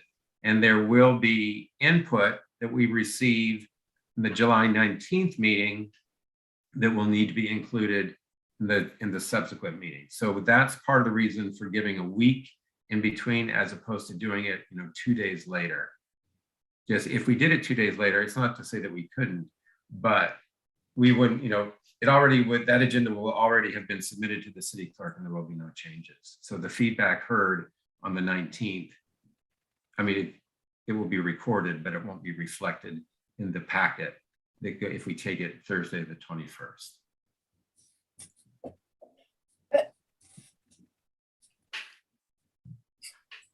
Stephen? Yeah,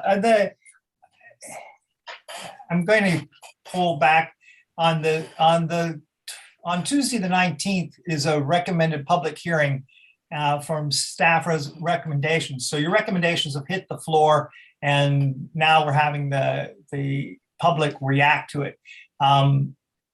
There's no reason not to have what I would like to see is a meeting that is not ended.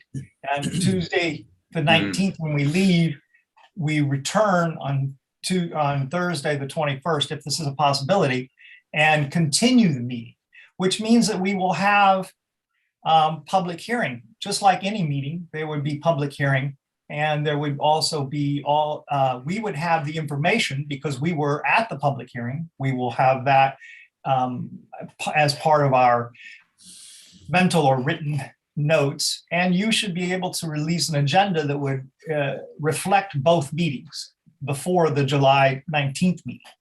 So I'm trying to cram it a little bit, which is not really necessarily my style. I do recall in the past that we've done your meeting and our meeting on the same day. So that became too cumbersome, and that's why we split it, but we wanted to keep it within the same week. Now, this is a new commission, this is a new world. I may be talking of an old way of doing things, which may not really make sense. So I'm just bringing it up. All right, I'm good, Jimmy, thank you. Okay. Hi, this is your secretary. On July 21st, there's a planning commission meeting and they will be streamed on YouTube.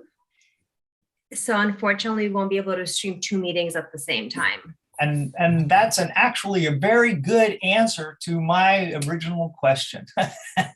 So there's the possibility.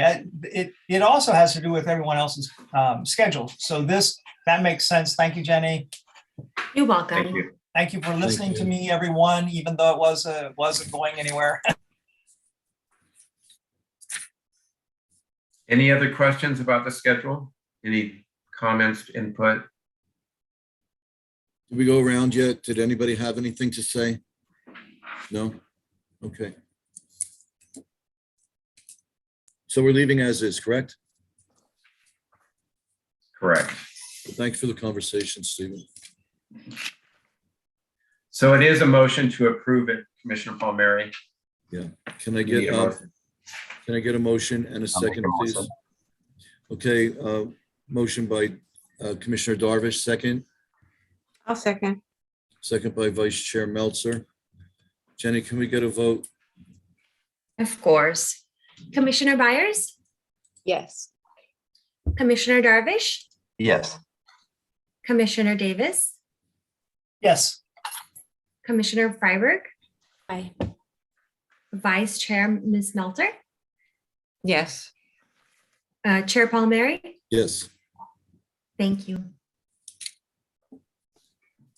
All right. Sorry that I skipped that whole section, David, but as you recall, I was confused during our afternoon meeting also. So I carried it over till tonight. Excluded consents. So now we will go to items from staff. So I have just a few items. I'm going to give the report on the emergency services provided in response to COVID-19. As you know, services continue. The rental assistance programs continue through NCJW and the Alliance for Housing and Healing. To date, NCJW has provided rental assistance to 480 community members for a total of $1,334,459.88. And they currently have $91,741.12 remaining. The Alliance for Housing and Healing to date has served 110 community members. They have provided $263,678.26 in rental assistance, excuse me. And that was spread out over 330 grants. They have $45,141.74 available. The Eviction Prevention and Defense Program through BETSETIC has now opened 201 cases. They have resolved 140 of those. and they will be on the agenda for February. So they will be able to provide some detail on some of the issues that are coming their way with this program. As I mentioned, we're going to take a recommendation to extend this program. It ends March 31st. We're going to recommend that it be extended for another 6 months, along with rent stabilization, taking a recommendation to extend the Coalition for Economic Survival's contract for another 6 months. So more to come on that when we bring Beth Sedek to you in February. I wanted to share, I've copied most of you. I shared with Commissioner Freiberg, I sent the staff report from September 2019 that had all of the recommendations for contracts recommended by staff, approved by the commission, that went to council. And I want to I'll provide it to everybody, but I especially want to get it into the hands of Commissioner Darvish and Commissioner Byers, and obviously Commissioner Freiberg, because I do realize that you're coming into this cold and it's a lot of information. And this will give you just a sense of, how we present it to council. You'll see in the attachment, you're going to see the funding chart, which can be a little mind-blowing after a while. But you'll also see we have an attachment that gives a description of each proposal. And it describes, and it says how much, folks are asking for. And then it gives our recommendations. We want this part, and we're recommending this amount of funding. You'll see with many of the recommendations that come from this body and staff that we look at those proposals and we negotiate. Folks come in for a lot of money. Sometimes that, the city is generous. We have $5.1 million to work with. We'll have that plus 2% this time around, but we get folks who, apply for 1.6 million for one program. So there's, I wanted to get that in your hands because I know that this is a new process. Hopefully that will, give you a sense of, kind of our end product to this process. So I'm going to send that out. I'll send that out tomorrow, and I'll send it out to the other commissioners just as a reminder. Please don't hesitate to, to reach out to staff with questions and, throughout this process. And as I said, I look forward to doing those trainings during the meetings and really trying to get you, as familiar as possible with what you're going to see in those proposals. And I think that's it from me. Leslie, do you have anything? I think we're good. Yeah, no items from me. Thank you. Okay, are there, Jenny, do we have any public comment? No, we don't, Chair. Thank you. Items from commissioners, I'll go around and let's start with Commissioner Byers. I don't have a lot tonight. I just want to say thank you for the report. Thanks to staff really for all this help. I really just feel you speaking directly to me in a lot of ways, or at least the sentiment you're bringing of inclusion towards this really complex process. And I just want to continue to express my gratitude for feeling really a part of it. I'm really excited for this year ahead. It's going to be big. Getting these meeting dates on my calendar is really exciting. Hope everyone had a really terrific new year and safe holidays. This ongoing pandemic is certainly providing a lot of unneeded stress in all of our lives, and just feeling the solidarity between all of us amongst that. I don't think I have anything else. Thanks, Chair Palmieri, for the opportunity to say the pledge. I guess on that note, in saying the pledge, I recognize once again that the city is still behind its commitment to bring forth the land acknowledgement policy. And I am still eager to see that. I think it would feel really inclusive to have the full history of this country reflected at the beginning of our meeting spaces. So just, I guess I'll end on that note. Thanks again. Commissioner Darvish. Yes, thank you, and great meeting agenda, and thanks to David and Leslie and the team for putting the calendar and the agenda together. Is all new for some of us that are new in this commission. I wanted to tag team with Commissioner Byers about the pledge. I was I think Commissioner Davis, when he was the chair, he gave me that opportunity to do the pledge, and that was my first time in my life that actually I've done that, and it was a special feeling just to say the words, and meant a lot to me. And I know some of you were smiling and probably knew that was probably my first time, or the way I did it, but there's a lot to be learned. The history of this country. I came to the country not knowing anything. I didn't even know that there was slavery or the Statue of Liberty. I didn't know existed. But people looked down at the statue before landing in New York. I just thought it was a statue in the middle of the water, and they were just looking at it. So once I learned the history, I still have a lot to learn. I think it'll be great to have that in front of us, or even for those of us that were born here. I'm sure they don't know all the details, but thanks for bringing that up, Commissioner Byers. I wanted to also thank the healthcare staff, and thank God that none of us have caught it yet. What's going on in the pandemic, and it's depressing. I think one thing we need to focus on again is depression in our city. The residents, we had hopes that we got the vaccine, and now this new sort of version of COVID, and hopefully no more of it, but I'm sure there'll be more variant coming. It is tough. It's tough on healthcare workers. They're trying to treat, they feel like they failed, and they have families to worry about, and there's a huge shortage, as you all see on TV. Is real. Hospitals can't find staff to care for the patients, which is sad. So stay safe, and you have to kind of hold it together and support each other emotionally, and it's gonna be a good year. We get to ride the waves and come out of it. But just want to thank the healthcare professionals in our city that do a lot day over day. So thank you. Thank you. Commissioner Davis?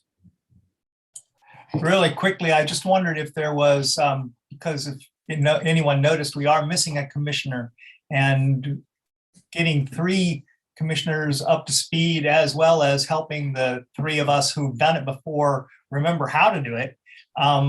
There's a person missing, and I was wondering if we had any information or anything that might lead us to believe that might be being appointed soon. Excuse me, it's planned to be on the city council's agenda next Monday. Next Monday. Excellent. Thank you very much. And everyone, Happy New Year. Commissioner Freiberg? I wanted to just go over 2 things, and David, I'll probably need your help with this. But, regarding the N95 and K95 masks that I've requested, hopefully to get to all residents, first responders, or, our most vulnerable residents, if you will. But, we have the pandemic, which is just never ending. We have wildfire smoke. We have, God forbid there's evacuations. Nobody has masks. You have people who are homebound who don't have computers. They can't order them. And then when this all happened, we were so dependent on foreign supplies. It's like, can we even get them now? I don't even know. So I think what's great about these masks, if we did get them to residents, if we could just, I don't know what the possibilities are, but they come packaged, they come sealed, so people can always, save them for an emergency. And I don't know if the city has a backup supply of them ready to go if something else happens, because as we know, the cloth masks aren't sufficient, for the pandemic, and they're definitely not sufficient for any wildfire smoke. So I was wondering if I could ask the chair, and if it's a consensus for the commission, to ask the city staff if it is possible to even, get masks to everybody, all the residents, or is it more realistic to maybe try for the most vulnerable residents and first responders? So I need to ask staff about this before we take this to the commission. This would be an item that would basically go to council. We would have no say in this, correct? Well, we would, depending on the funding amount, yes. Yes, You would have to, yes, you would need to take it to council. If we found, we did, and I've in full disclosure, I've, spoke with Commissioner Freiberg, and first I just wanted to acknowledge to her that, we listened to all of the commissioner comments, and that she has mentioned this a number of times since she's been on the commission, and certainly stressed that it has to be, it has to be the will of the body. If we're to research it, we have done some research on it. So, Jenny jumped on this so fast, which in a good way. And so we do have some, initial costs how much would be, frankly, 36,000 of them. Obviously the larger the order, the cheaper they get. Jenny's got a number for K N95s for about 32 cents each when you order like 30,000. But it would still be an amount that we would need to be a recommendation from commission, and it would need to be ultimately approved by council. And I think I do want to acknowledge, what Commissioner Freiberg said there, at the end, because we had that discussion. What about trying to make them available for our most, vulnerable community members? That might be, a discussion point as well. And first responders. So I'd like to ask, is this something actionable? Is this something that staff needs to bring back to us? Is this something that Commissioner Freiberg needs to bring to a particular council member and then have it sent to us? I don't know the procedure for this. I don't remember us participating in the mask, in distribution of masks. Not that I think it's a bad idea at all. I just don't remember us participating in it, so I don't know what the procedure would be. So we do, as I think Jenny's reported, and Jenny can jump on, we do purchase and distribute PPE for our contracted agencies to distribute to unhoused community members. So masks, masks and wipes and hand sanitizer. So we do that. Jenny is the lead for ordering and for distributing to the street teams. So, yes, this is something that the city has looked to provide to unhoused folks. This is a much larger, project. I would, if it's the will of the body, I would direct it to staff and let us do some research and, frankly, let us do, open this discussion up a little bit. You may want to, and forgive me right now for not knowing, Joy, if you're a direct appointment or at large. At large. At large.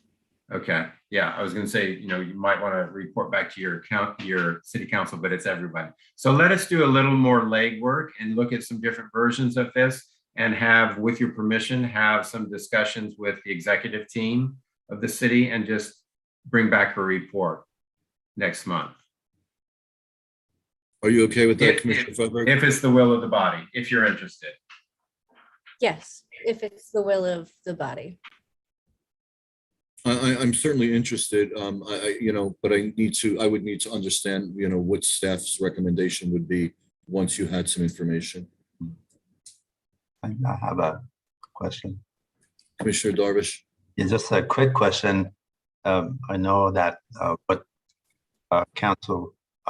Commissioner Freiberg had suggested is a great idea. I just don't know, in a practical matter, would we get those in need or the entire population just one mask, one N95, because they don't last more than 20 hours or so of use. I mean, it's a great start. And we should do it. So what I think is if staff does some research on this, comes back to us with what one would be, what the worth of one would be, as opposed to two or three. I think all of the, we would be dancing around this if we didn't have complete information. Okay. Yeah, Are and you like I okay said, with that, Commissioner Freiberg? this isn't just for the pandemic, I'm also talking about wildfire smoke. If someone's sitting in their apartment and that smoke comes over, there's nothing you can do. It just comes right in, and someone who has asthma or, like I said, homebound seniors and don't have computers, they can't order these things, they just take a little cloth mask and that just isn't going to cut it. So, I mean, I'm fine with this. I think that would be Okay, great. so then we'll leave it in staff's hands to bring back more information on it, and also what their recommendations would be as far as bringing it to council or bringing it to us for some input. But maybe next month, bring us some more information, David. Would that be okay? We'd be happy to. I think there might be more questions though. And I have one more thing that's probably going to fall under the same answer that we have right now for staff to do more research on, which, getting back to the meal delivery service, I would like to see higher standards for our contracted partners. I don't know if, I'm sure everybody saw, currently we're paying basically the same amount that I've seen Blue Apron, Freshly, Hello Sunshine, premium services are costing the same amount that, you know, some of our meal delivery services, but just not, you know, the healthy, sustainable food. So I would like to see our seniors served a little more healthier meals, if you will. But I would have to ask the chair, and if there's a consensus with the body, that they could explore the possibility of setting a higher standard for contracted partners. You know, if there is a capacity that somebody can do this. And if so, if we could change the language in the RFP document to include, you know, this higher standard, you know, maybe the Harvard Healthy Plate, or maybe there's something better out there that they can follow. I just think we should have a lot higher standards than what our residents are receiving now.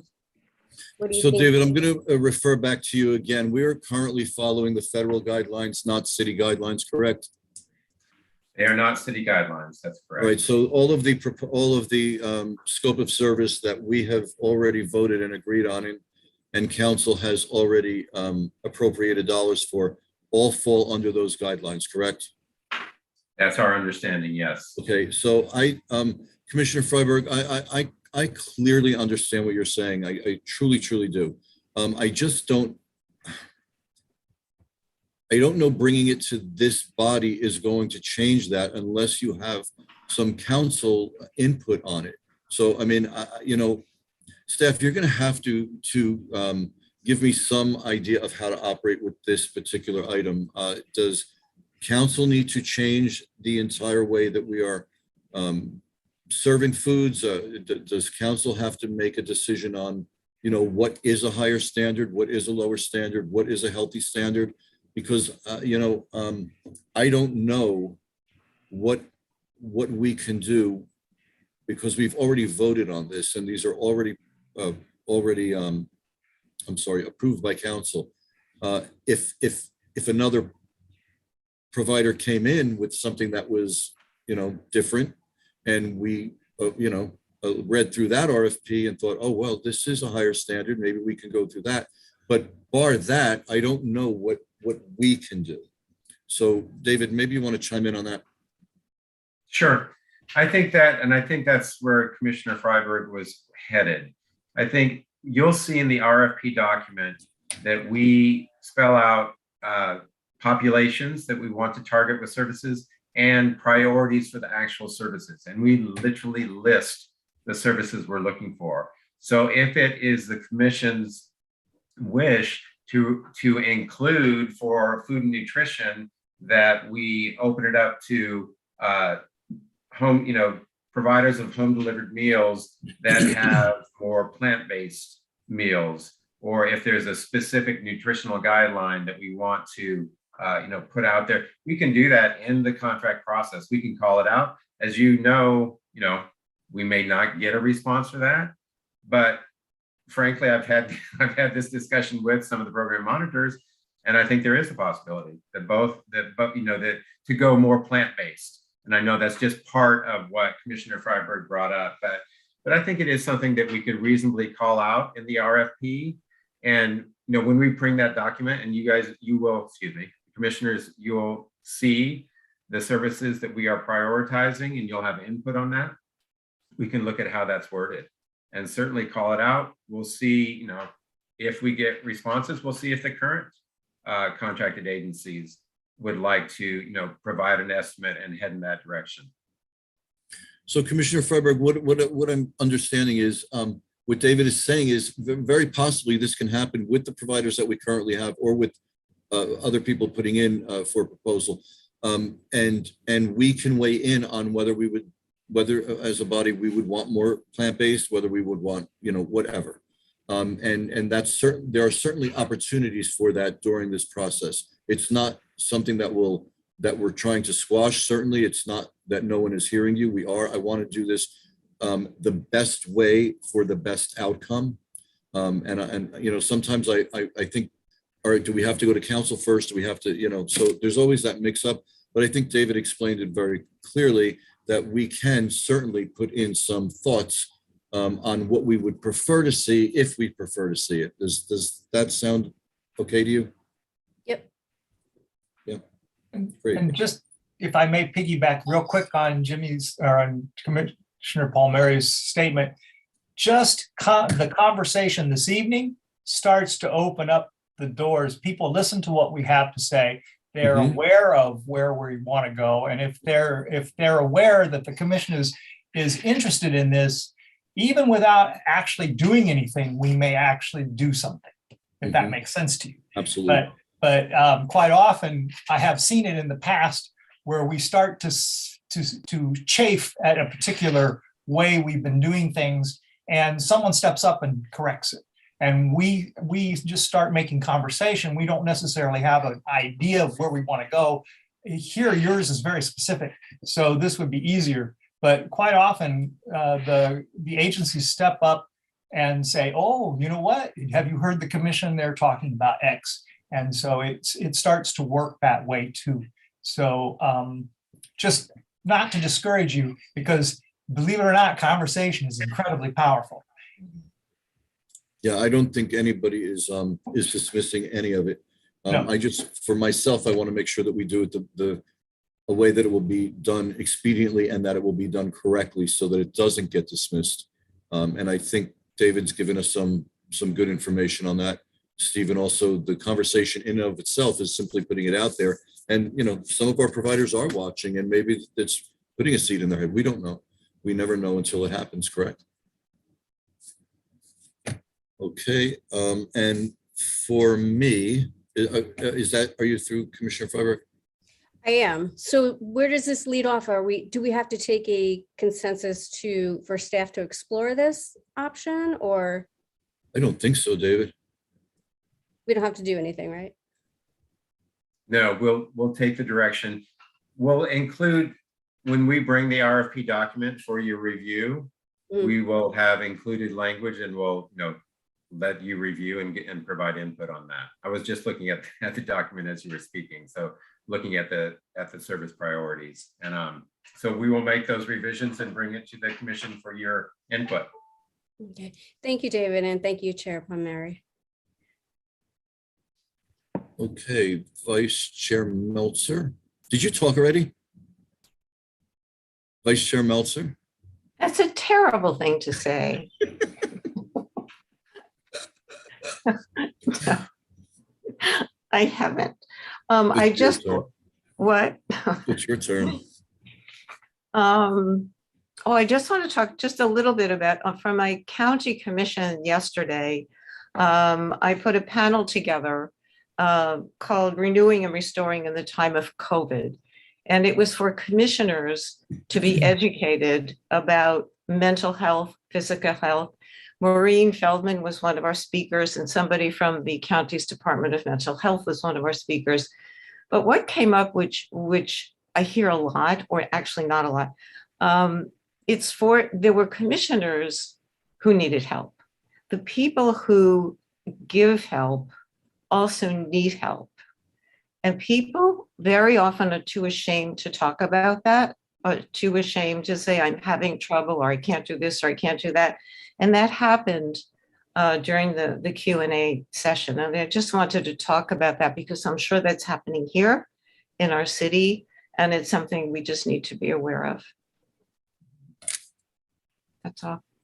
And Commissioner Darvish, I am right with you with changing the word senior.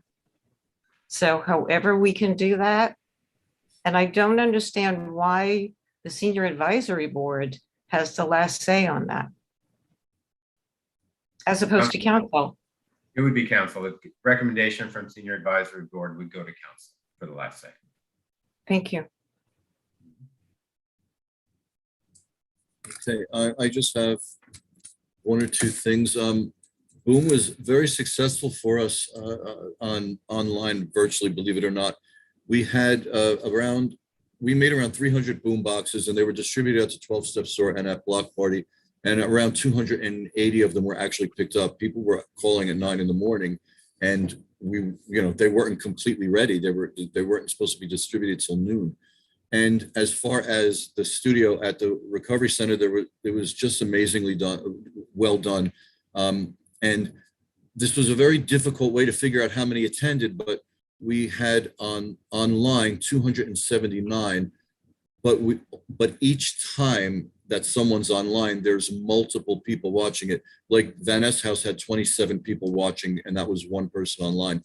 So it's a little bit difficult, but by all standards, it was a big success for us.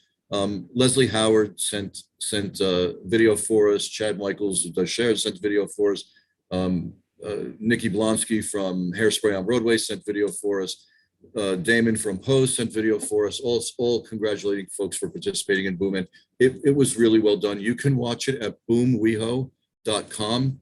The first 30 minutes is a DJ, so it's just a pre-party. It's only music. Once you get to like 32 minutes, the show will begin, and it's pretty funny. It really, truly is. It was very, very well done. I'm really happy about it. And I think, honestly, that is it. Anybody else, anything? Great. So I will end this meeting till next month. Enjoy yourselves, folks. It was really great seeing all of you. Thank you. Good night, everybody.